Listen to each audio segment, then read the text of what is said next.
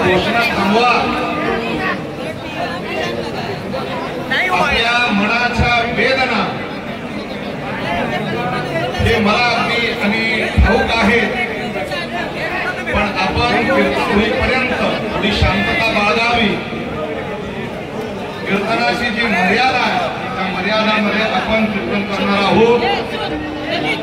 आणि आदरणीय धनंजय दादांचं उपोषण म्हटलं की ते कीर्तनानं सुरुवात होत असते.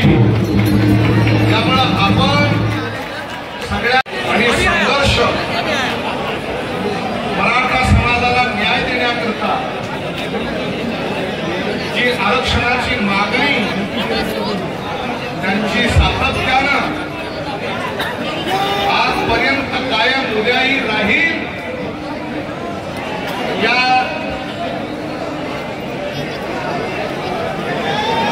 आरक्षण महाविराट असणाऱ्या आंदोलनाच्या प्रारंभी सुरुवातीला दादांचं कुठेही उपोषण असू द्या, तिथे अगदी कीर्तनानं सुरुवात झाली. या महाराष्ट्राची परंपरा आणि गरिमा ही एका बाजूनं भक्ती आहे आणि दुसऱ्या बाजूनं ही जनशक्ती आहे.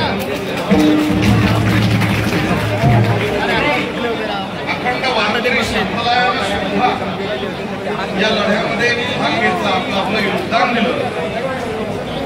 आणि त्याच माध्यमातून आज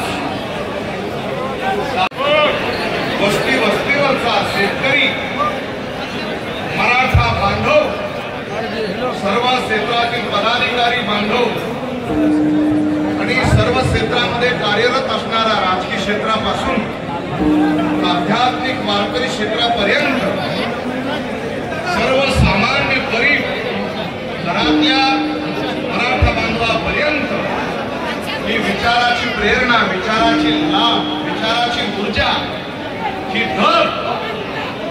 मनामनामध्ये पोस्ट केली असेल तर इतिहासामध्ये इथे कोण्याही परिस्थितीत पहिलं कीर्तन आपलं आहे.